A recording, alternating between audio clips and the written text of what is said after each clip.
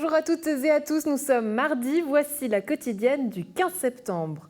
En plateau, nous recevons Roxane Faro-Linares, municipale en charge des travaux, environnement, mobilité et sécurité pour la ville de Nyon. On abordera la question de la semaine de la mobilité et le prix que coûte Police Nyon Région.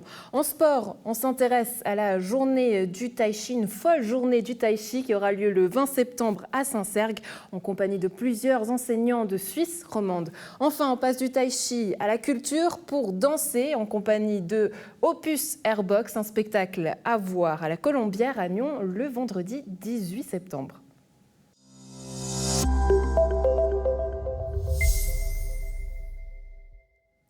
La semaine de la mobilité aura lieu à Nyon du mercredi 16 au samedi 26 septembre. À ce sujet, vous avez d'ailleurs peut-être remarqué que depuis le 1er septembre, les automobilistes peuvent payer le stationnement dans le centre-ville avec leur smartphone. En quelques clics, vous validez votre paiement et surtout, plus besoin d'y penser puisque des alertes de rappel permettent d'éviter les oublis. Alors donc on parle semaine de la mobilité mais aussi de la police avec la municipale en charge des services des travaux, environnement et mobilité et sécurité. Roxane Faro-Linares, bonjour. Merci d'être avec nous. Merci. Alors ça y est, la police pourra faire autre chose que mettre des amendes, elle aura plus de temps.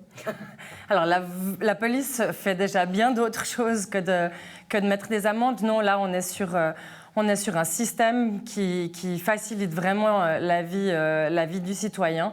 Et on est surtout sur un système qui fait que vous ne payez que le stationnement consommé. Je vous taquine, mais je sais que c'est un dossier qui vous touche plus particulièrement. On en parlera d'ici quelques instants de cette police. Mais restons sur cette semaine de la mobilité avec beaucoup de cours pour les vélos. C'est eux qui posent le plus de soucis à Nyon ? Non, loin de là. Mais par contre, effectivement, rouler à vélo, savoir se comporter sur un réseau, ça demande une forme enseignement que nous faisons dans les écoles avec Police Nyon Région, aussi en termes de prévention. Et puis, on doit aussi s'occuper des gens plus âgés qui n'ont pas forcément l'habitude de circuler à vélo. Le vélo a fait un essor incroyable sur nos réseaux. Et voilà, l'idée, c'est de faire que les gens se sentent en sécurité lors de leur déplacement. Alors évidemment, tout un programme que vous pouvez découvrir sur le site de nyon.ch, le site de la ville. Mais en quelques mots, très rapidement, quel est l'objectif de cette semaine ? Alors finalement, cette semaine de la mobilité qui a lieu dans toute la Suisse, c'est de promouvoir notamment les modes actifs, donc la marche à pied, le vélo, la trottinette, tous ces moyens d'être et de rester mobile. Nous avons pour ça des partenariats, notamment avec ProVélo La Côte qui organise sa fameuse bourse au vélo samedi de 9h à 12h à la place Bel-Air, le 19 septembre. Et puis nous inaugurerons enfin nos nouvelles stations de vélo en libre service, là avec Publibike. Je vous invite à venir nous rejoindre le mercredi 16 septembre à 18h au Petit Pertan, puisque nous ouvrons 5 nouvelles stations de vélo en libre service après un historique que les gens connaissent dans la région. Et puis, à vélo, à pied, en voiture, il faudra choisir tout ça sur le programme. Et puis j'aimerais à présent aborder un autre dossier qui vous concerne, c'est revenir sur le dernier conseil communal de Nyon avec le postulat du conseiller Ramon Carrard intitulé « Peut-on encore entretenir une police régionale ?» Alors qu'est-ce qui coûte cher finalement chez cette police ? Alors, en introduction, j'aimerais dire que finalement, le conseil communal a voté et décidé que oui, nous pouvions continuer à avoir notre police intercommunale. Qu'est-ce qui coûte cher ? La sécurité coûte cher, en règle générale, et dans toute la Suisse. Elle ne coûte pas plus cher à Nyon qu'ailleurs. Aujourd'hui, nous avons passablement stabiliser les finances d'une association qui n'a que 5 ans. Et donc, les premières années ont nécessité des ajustements. Mais aujourd'hui, je pense qu'on peut dire que le budget de la Police Nyon Région est stable. Aujourd'hui, ce qui grève passablement le budget sécuritaire en général de la ville de Nyon, mais comme de toutes les villes qu'on appelle non délégatrices, donc qui ont leur propre police, c'est que nous continuons à financer 60% de la facture péréquative sécuritaire. Donc aujourd'hui, 28 millions sur 47 millions sont encore financés pour financer la police cantonale, mais par des communes qui ont leur propre police. Et c'est sur cet objet-là que nous devons agir. Alors sans rentrer en détail dans les chiffres, le rapport de minorité laisse également entendre que la gendarmerie coûterait moins cher. Alors, la gendarmerie ne fait pas le même travail que Police New Région. La gendarmerie s'occupe des missions générales de police. Quand vous avez un corps de police communal ou intercommunal, vous devez rajouter ce qu'on appelle le 5e processus. Donc, tout ce qui est attrait à la prévention, à la police du commerce, au contrôle du stationnement, toute l'organisation autour des manifestations. Et le conseil communal nous avait demandé, et c'était une très bonne chose, de mettre en place une comptabilité analytique au sein de Police New Région. Et cette comptabilité, que vous avez fait de manière très détaillée, justement, pour contrôler les coûts et les recettes. Pardon, je vous coupe, mais toujours selon le rapport, Nyon aurait payé 1 215 000 pour des prestations de sécurité dont elle n'a pas bénéficié. Où est-ce que ça passe? Alors, Nyon a, si vous voulez, participe à hauteur de 1,7 million par année à la péréquation cantonale de sécurité, et effectivement pour des prestations dont nous n'avons pas vraiment besoin puisque nous avons notre propre police.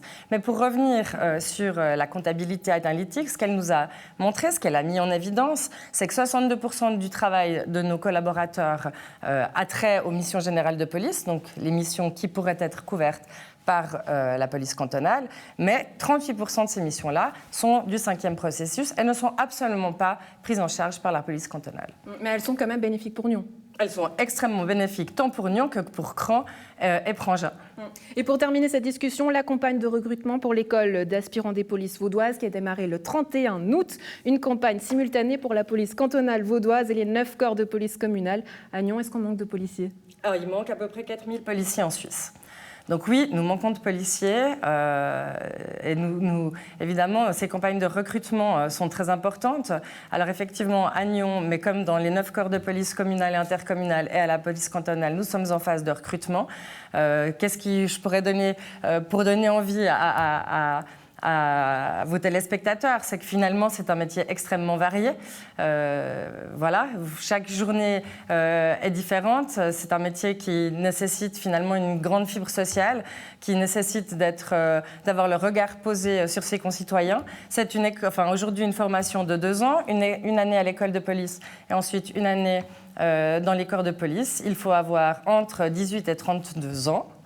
Et une formation académique, professionnelle ou militaire. Donc à tous les jeunes qui nous regardent, n'hésitez pas à rejoindre Police New Région. Tout ça pour avoir une police de proximité. Roxane Faro-Linares, merci beaucoup d'avoir été avec nous. Merci de votre invitation.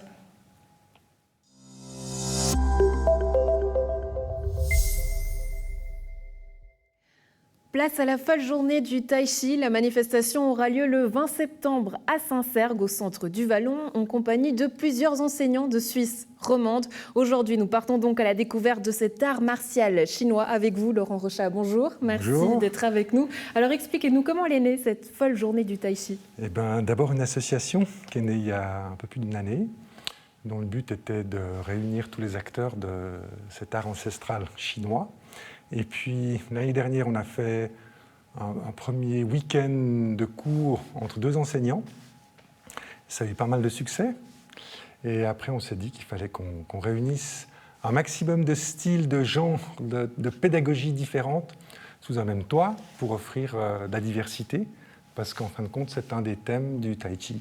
Parce que qui dit Tai Chi dit forcément plusieurs genres. Oui, plusieurs genres, plusieurs styles, plusieurs éducatifs. C'est vraiment un lieu pour développer tout ce qui a trait au corps et à l'énergie qui l'habite, pour rester chinois, donc par rapport au Qi.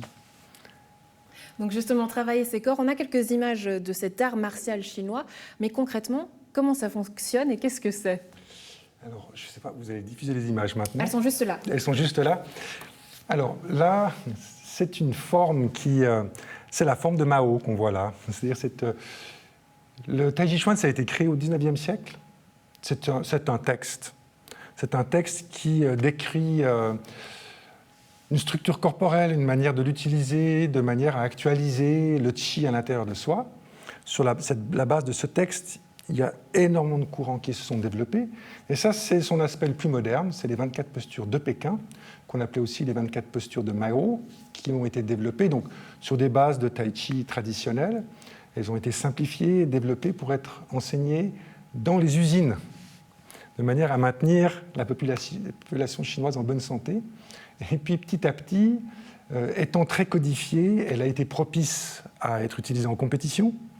Et donc, le style qu'on voit là, c'est un style qui est vraiment destiné à être pratiqué pour la compétition. Évidemment, il y a l'aspect du bien-être, du retour sur soi, de la détente, d'une conscience corporelle. Ça, c'est des effets bénéfiques sur la santé. Ça, c'est des effets bénéfiques sur la santé, mais c'est vrai que ce style-là, pour quelqu'un qui va aborder le tai chi de manière très martiale, on peut trouver mieux.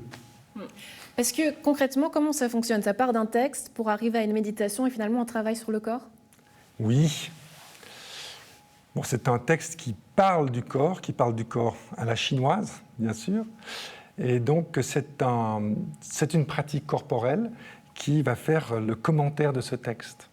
Quand on pratique le Tai Chi Chuan, on commente, on actualise, on éprouve dans notre corps ce qu'on découvre dans ce texte. Est-ce qu'on peut commenter son corps, justement? Est-ce que moi, si par exemple j'ai mal à quelque part, je peux le commenter en le chorégraphiant, en le méditant?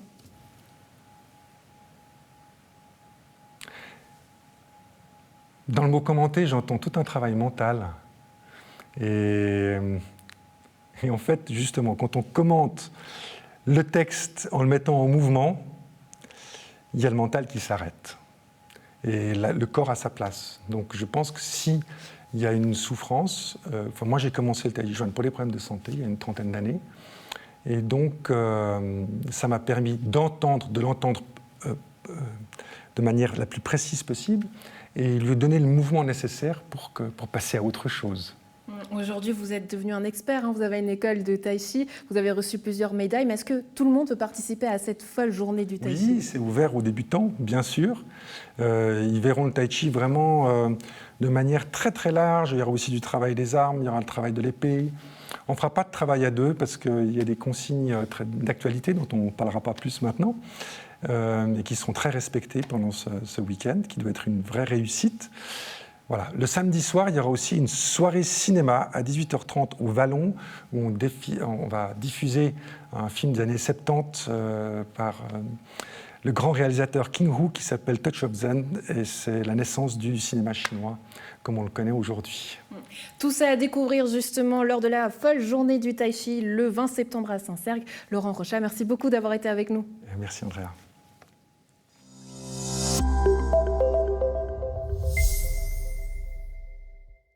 Imaginez 62 postes de radio dans une salle, des extraits sonores d'archives récoltés sur Internet, entrecoupés de témoignages d'artistes au milieu de corps qui se rencontrent pour danser, chanter, improviser. C'est le projet de la compagnie Birding Fit avec son spectacle Opus Airbox. Le tout est programmé par l'usine à gaz et à voir à la salle de la Colombière le vendredi 18 septembre à 20h30. On en parle avec Marthe Krumenacher. Bonjour, merci d'être avec nous. Et également Chloé Bierry, merci d'être avec nous. Chloé, bonjour. Les deux artistes, vous l'aurez compris, au cœur du projet. Marthe, on va commencer avec vous. Comment est né ce projet ?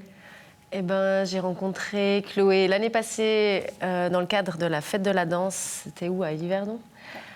Et donc le projet, c'était qu'on ne se connaisse pas. J'invitais un artiste musicien.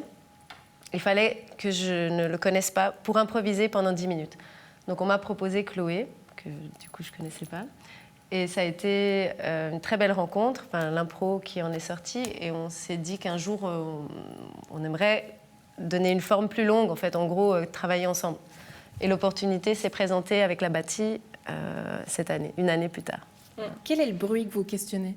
Le bruit ? Oui. Parce que ce spectacle raconte finalement le bruit qu'il y a autour de nous, c'est ça ? Oui, alors c'est venu... Enfin, l'idée était de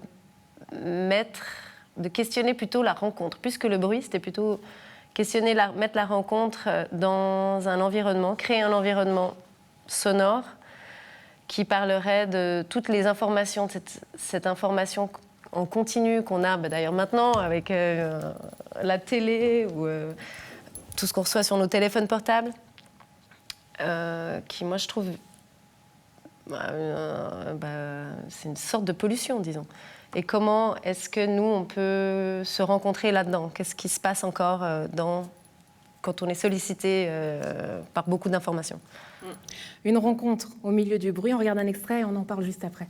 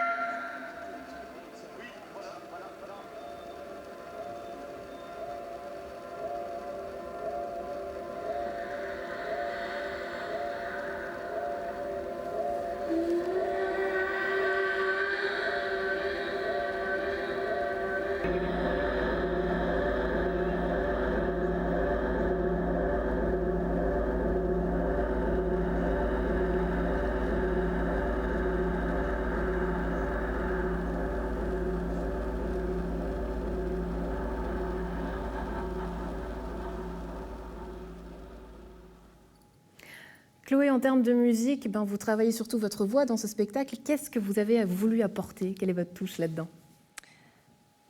Qu'est-ce que j'ai voulu apporter? J'ai voulu apporter peut-être le son du corps à Marthe, en fait. Et elle m'a apporté le geste à ma voix. Voilà. Donc j'ai essayé de mettre en musique tous ces mouvements et tout ce qu'il y a autour. Parce que normalement, quand on danse, on suit un tempo.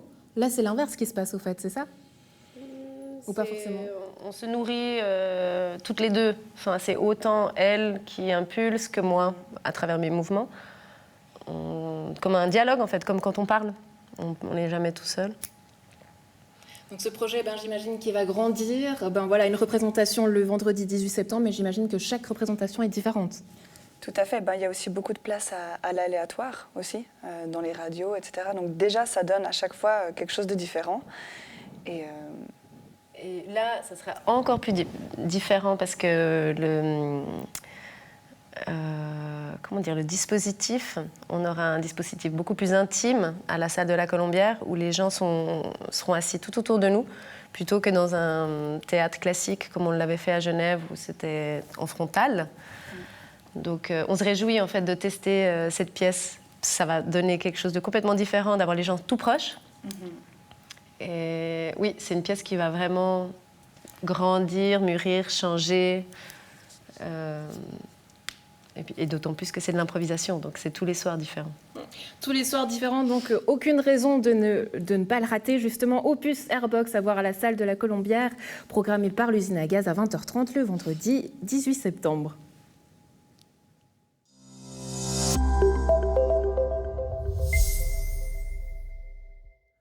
Voilà, c'est tout pour cette quotidienne du 15 septembre. Un plaisir d'avoir été en votre compagnie. On se retrouve demain. Bonne suite de programme sur New Région Télévision.